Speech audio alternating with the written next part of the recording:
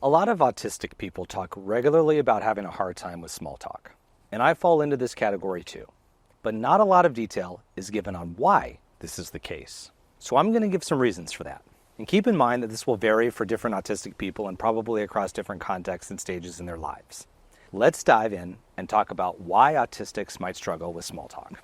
Number 1, it's usually unplanned, so we are unprepared.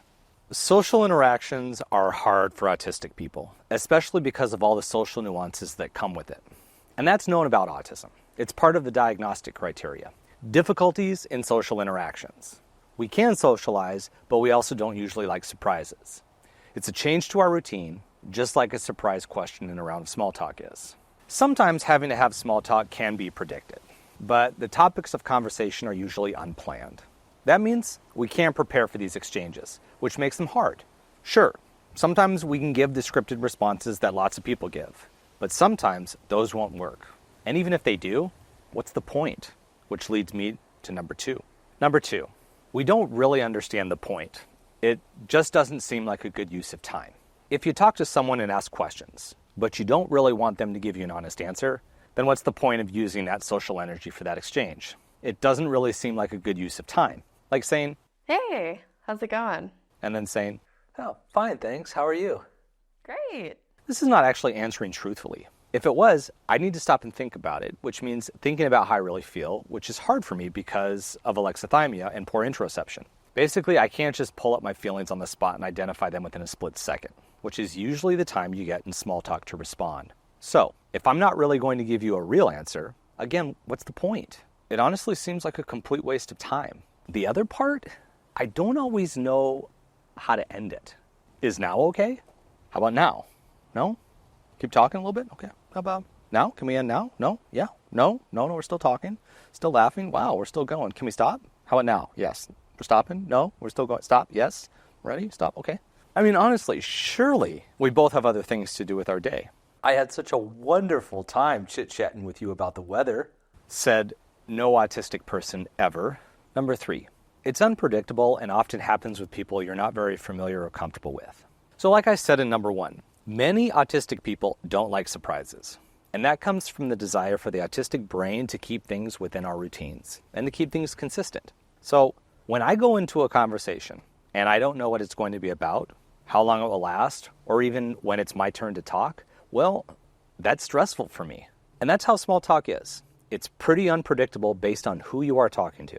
Is my colleague going to just say hi and take 30 seconds today, which is perfect because I need to go to the bathroom? Or is it going to take 20 minutes because he has a story to tell from the weekend and now there's no way to avoid it without seeming rude? Am I also going to be expected to contribute a story? I didn't even do anything over the weekend.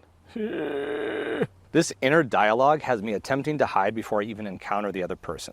Why? Because the unpredictable nature of small talk really can be stressful for an autistic person. And then I have to constantly check. Did I say something wrong? Is my facial expression right? How long do I need to continue the conversation before I can excuse myself? Wait, is he trying to tell a joke? I didn't really think it was that funny, but maybe I should laugh? Oh wait, now he's talking about something else now. Remember, social interactions are already challenging for many autistic people. So all these variables on top of being forced to interact with someone I don't know well makes it stressful. I'm probably mentally counting down until I can leave the conversation and continue with my day. Number 4, things change, even with the same person. So small talk would be a breeze, even for me, if the rules stayed the same and were consistent. Like, if I knew going into it that it would always be one way, I probably wouldn't have the challenges in number 3. But it's not like that, not even with the same person. So when I'm at the grocery store, some days the person will ask the questions, especially related to things like the weather or how I'm doing. But other times it's about some celebrity, or maybe a local sports team, or the upcoming holiday, or even the amount of food I'm buying for the day. All these questions and interactions. It makes me have to think a lot, which can be hard when my mind might be on something else. I have a million things going on in my brain all of the time. But now I have to refocus and engage in something that I'm not particularly excited about. Because honestly, I don't see the point. See, I might be on the brink of thinking of a great idea for a video, or remembering one extra spice I need to buy. And then you interrupt that to have a conversation about the words on the shirt that I forgot I was even wearing. I just wore this shirt because it's comfortable and I already cut the tags out. No, I don't love this particular music group. It's just a shirt for me, and it's a soft one and comfortable. Wait, can I say that? Now you look so disappointed. But then, if I go back the next week and wear a shirt I'm totally ready to talk about, you're on to something else. Now you want to discuss politics. Oh boy, that's a totally different conversation. Wasn't ready for that one. Shy. Number 5. Understanding meanings, especially implied meanings, can be a struggle due to being more literal than many non-autistic people. People all the time laugh when I'm talking because they think I'm joking, or they look taken aback because they think I was being sarcastic. I wasn't. I was just being direct and literal. I also assume that's how other people talk, but I was diagnosed late enough that I'm well aware that I need to consider all possibilities when talking to non-autistic people out in the world. The point is that understanding meanings, especially implied meanings, is hard for me and many autistic people, especially because most of the people who chat me up and push me into the small talk stuff are ones I don't even know that well, like strangers or acquaintances that I barely know, or colleagues who I see in passing but don't work with me closely.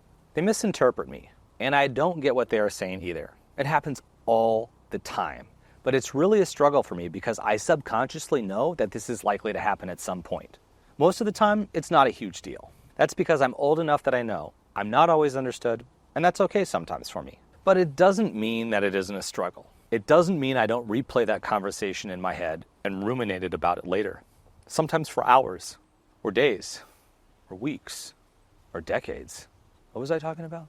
It still bothers me when I realize hours or sometimes days later that the other person totally didn't get what I was saying. My delayed processing time virtually guarantees that I don't get a lot of things until much later. And I'm learning to be cool with that. But other people don't get that, and it makes small talk a struggle and leads me to wonder about the next point on this list. Number 6, every exchange takes social energy, and autistic batteries drain quickly. Small talk is not what we usually want to expend our energy on. This point really hits home for me, especially when I'm having a harder time than usual, or not sleeping well, or when I was in autistic burnout. Being autistic in many cultures nowadays that are extroverted and fast-paced and very, very noisy takes so much energy just to survive.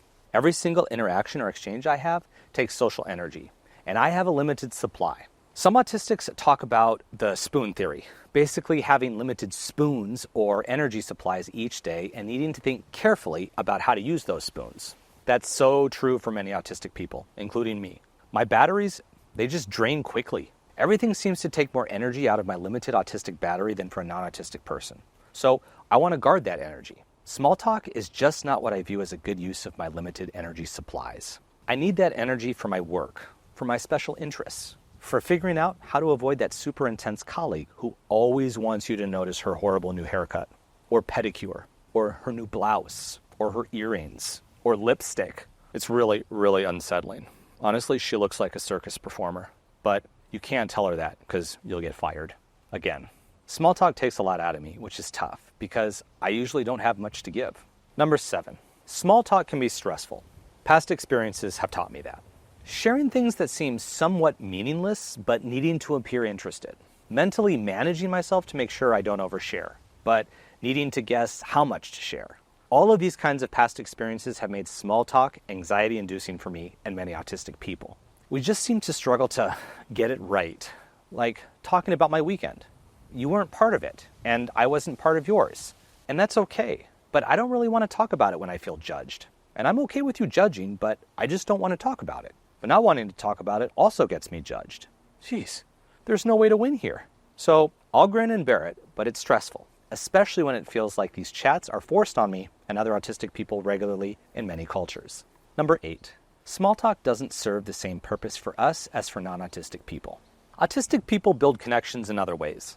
Over the years, I've learned that small talk is a way to build connections for many people. It's probably why people do it. But for autistic people, we build connections in other ways. Our ways of showing we like people or bonding could be telling them about our special interests for a small chunk of time, like 20 minutes or so. Who am I kidding? We'll binge talk about our special interests for a 9-hour marathon if given the chance. For me, it could be about spending time talking about design, going shopping for furniture or decorative pieces, or maybe visiting places that offer design inspiration. So small talk serves a purpose of building bonds with other people for many non-autistic people. And that's totally fine. But just because I don't want to do that doesn't mean I don't necessarily want to build a bond or that I'm rude. That's just not the way I go about it. And we could have the same chat or small talk session every day for a decade. And to me, we'll be no closer to being friends than if I just met you. Pointless chit-chat about topics where we barely ever scratch the surface is fluff to my mind. And basically it's noise. Noise isn't always a bad thing, but it's not always necessary for my mind. And it definitely doesn't mean I'll ever be sharing anything of importance in those times either. For neurotypical people, the content of small talk isn't the point. It's the desire to connect. And a lot of neurotypical people also don't feel comfortable with silence. If you don't believe me, think how often people in movies or in real life chat to total strangers during a long elevator ride or on an airplane. This isn't someone you'll probably ever see again, yet you feel compelled to talk. And that's okay for you, but that's not really okay for me and for many autistic people. We build our connections differently.